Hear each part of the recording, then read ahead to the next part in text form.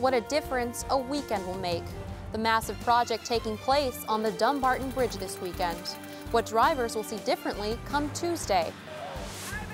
Troubled waters have calmed from one side of the bay to the next. The agreement after a one-day strike by ferry workers.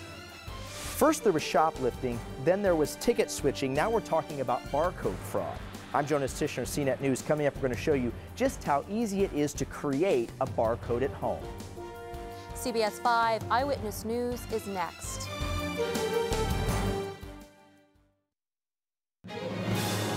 You're watching CBS 5 Eyewitness News in high definition.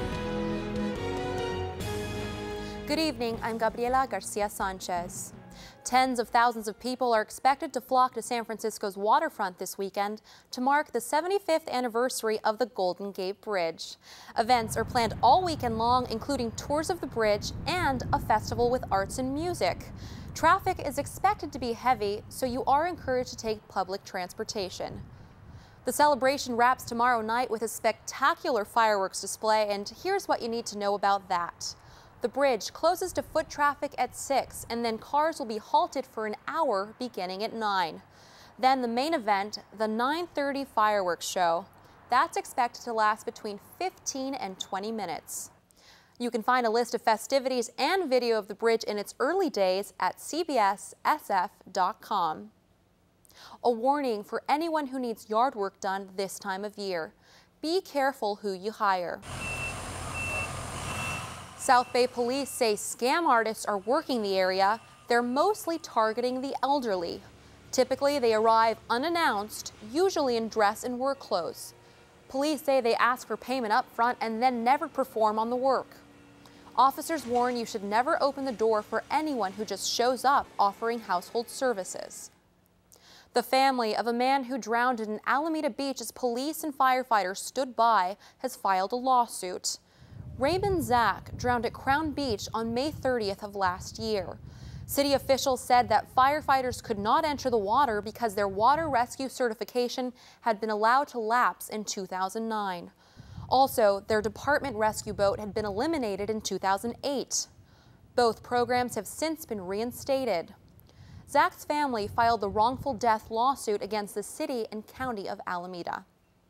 Shot in the line of duty, a Sacramento police dog has finally left the vet. But Bodie's recovery is not quite over. He needs to wear a cast for about 6 weeks. Also, his jaw will need to be wired shut to heal faster. Last week, Bodie was chasing a suspected car thief who shot him twice. Officers eventually shot and killed the gunman.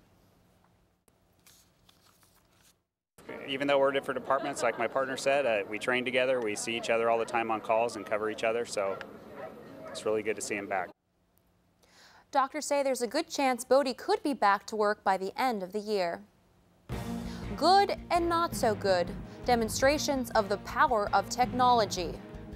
First, a way to shoplift big-ticket items without raising any alarms. How crooks have cracked the barcode.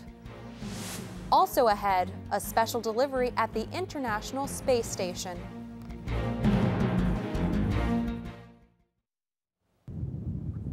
More than 3,000 volunteers placed American flags on graves at Golden Gate National Cemetery today. The volunteers represented scout troops and other local organizations. In all, flags were placed on the 112,700 graves of fallen service members. The placing of the flags is a Memorial Day tradition dating back more than 50 years. Astronauts aboard the International Space Station are restoring their pantry thanks to the first commercial spaceflight. The team unloaded 1,200 pounds of food and equipment delivered by the SpaceX Dragon.